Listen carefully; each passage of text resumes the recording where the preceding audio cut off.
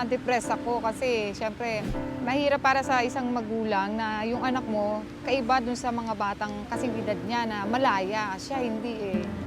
All throughout his childhood, 13-year-old Kenneth Kaabay has lived with cerebral palsy, a disorder which affects his movement, muscle tone, and motor skills.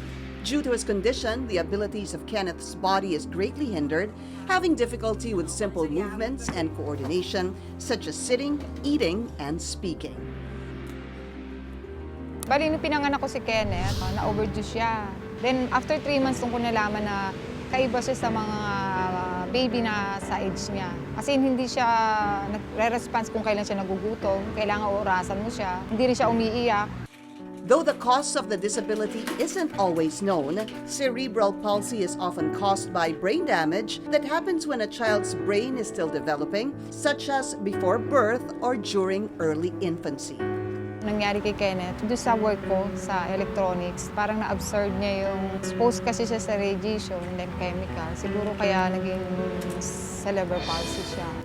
As years passed, the signs and symptoms of cerebral palsy became even more apparent, with Kenneth developing vision difficulties, intellectual disabilities, plus his speech development was also delayed, as well as his learning how to walk. Kenneth does not belong to a family of means. His father works as a tricycle driver, while Marinela had to resign from her work at the factory to be able to devote her full attention to Kenneth, as having cerebral palsy requires lifelong therapy and medication, which doesn't come cheap. Bali, tinutulungan ako ng city government sa therapy niya, and then yung sa gamot niya, tinutulungan din nila ako. And then yung barangay namin, kahit papano, tinutulungan din ako para sa kanya. Despite the challenges brought upon by cerebral palsy to her child, Marinela, like all mothers, continued to persevere, nurturing and caring for Kenneth despite his condition, treating him like a normal child and giving him opportunities and responsibilities. Si Kenneth, hindi ko naman siya tinatrato na parang special na special eh. Sa bahay kasi ano siya eh, siya yung kuya talaga eh. Kasi nakikitaan ko siya ng improvement eh. Kaya pinag-aral ko siya kahit hindi siya nakakasulat. Though the life of a person with disability like Kenneth is filled with roadblocks and challenges, the disability shouldn't be a hindrance for those suffering from it to be able to live a healthy and normal life. Pushing them to be differently abled rather than disabled. And there's no stronger development tool in learning perseverance to live life to the fullest than with the world's most popular sport, football. Many people around the world really know football as the beautiful game. And for us, that beautiful game should be played by everyone, anyone, no matter who that person is, whether they're, of course, normal or whether they have difficulties. In the process, they're actually getting healthier. This is like their physical therapy, playing football and having fun. CP football is a team sport designed for individuals with cerebral palsy or acquired brain injury. Since 1984, this sport has been a part of the Paralympic Games program, which provides aspiration and inspiration for the differently abled to become para-athletes. And here in the Philippines, multiple organizations have partnered together to raise awareness for the sport. You know, we've been doing this Paralympic development for the last 20 plus years. And it starts with our being able to create public awareness on the importance of being involved and engaged in sports or physical fitness activities. With increased awareness comes opportunities. By next year, the 10th ASEAN Para Games will be hosted by the Philippines with 16 sports all to be played by para-athletes. As early as now, preparations have been made in scouting players to join the national team for CP football. So to make it easier in finding potential para-athletes that will represent the country's largest telecommunications company provided communication support to the sports committee and organization to help reach out to all interested cerebral palsy football players across the country. So Globe provided the Henry Moran Foundation with all the communication support they need to go around the country and find the most talented players with this kind of condition in order to develop them and bring them to the ASEAN Para Games. A lot of the talent that we don't really realize actually is in the provinces outside of Metro Manila. So key to reaching out to where the talents are is really communication. And I think this is a very helpful tool that Globe is providing to be able to reach out.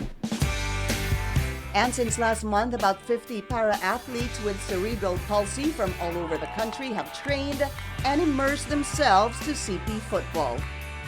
Training with all their heart to earn a spot at the 14-man CP football national team to represent the Philippines in next year's ASEAN Para Games.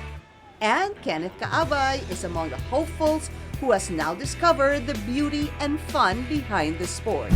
Even his mother, Marinela, is surprised to see his son's enthusiasm and eagerness in such sports activity. And then nagulat ako, kaya niya kasi hindi nag-sports yan eh. Hindi siya marunong basketball, any games. Alam lang niya, manood ng TV, mag-school. Eh nakita ko sumisipa na siya ng ball. Kaya sabi ko, kaya pala niya. Sana makayanan ni Kenneth, maka-survive siya. The TM Sports program is our program that allows kids all around the country to develop in a sport that they love. Over the past several years, we've been offering basketball development programs and football development programs. This year, specifically for TM Football Para sa Bayan, we partnered with the Henry Moran Foundation to help develop kids with cerebral palsy.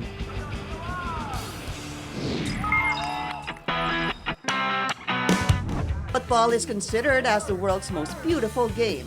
The thrill and excitement of the game is for all to enjoy, regardless of race, color, gender, or even disability.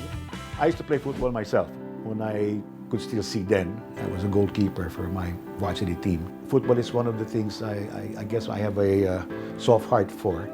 And together with the Philippine Football Federation, and I mentioned the Henry Moran Foundation, we're trying to develop the sport and promote it here in the country. It's a team sport because then it allows our para-athletes with cerebral palsy be involved and engage in sports. It's important that even those struggling from cerebral palsy to enjoy the benefits of playing CP football, as the sport itself has great power to bring people together and break down barriers.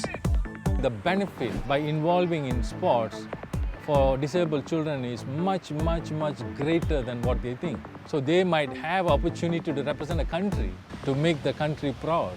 All right. So I think don't keep the children inside the house, bring them out, show the world, expose them to sports activities. Good for them. One, we can make them much stronger physically, their movement becomes better, and also avoid injuries. The most important thing, I think, the children will have new friends. Yeah, their social skills improves.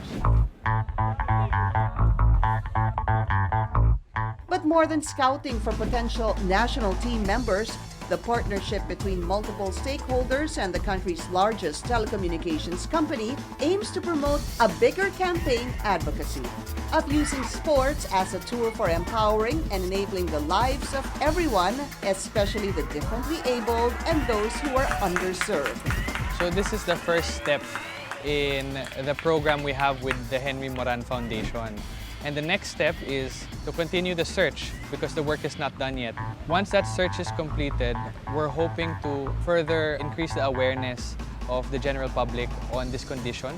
But more importantly, in understanding and embracing that the kids and adults with this condition are very capable of competing at a high level and also contributing to Philippine sports. Aside from giving differently abled children like Kenneth a chance to represent the country, CP football is also a great avenue to help them learn values like teamwork and discipline, strengthening their physical bodies and improving their social skills as well. TM Sports Para sa Bayan is a long-term program of Globe and TM. The goal of TM Sports Para sa Bayan this year is to promote that sports is for everyone, whether lalaki, babae, mahirap, mayaman, taga Metro Manila, taga probinsya, it's for everyone. And it's important that public knows where to go if they want to play the sport for fun, where to play if you want to develop, and if you want to use it as an avenue to get into school, scholarships, and even competitive play. So with the strengths we have in Globe, which is in communication, in promoting meaningful campaigns, importante sa amin malaman ng mga tao na may ganito at kung saan pwede pumunta para makuha ang ganitong klaseng programa para sa kanilang mga bata as well as anyone of all ages. Outdoor activities such as competitive sports is more than just its physical benefits. By allowing children, especially the differently able, to participate and engage with other players of similar abilities. This gives them a sense of self-confidence, motivation, drive, and encouragement to look past beyond their limitations and create a positive difference in their lives. I definitely want to encourage all parents, whether your kids have a disability or not, to have kids really go out and play. It's not only good for them physically, but even mentally, psychologically, and emotionally.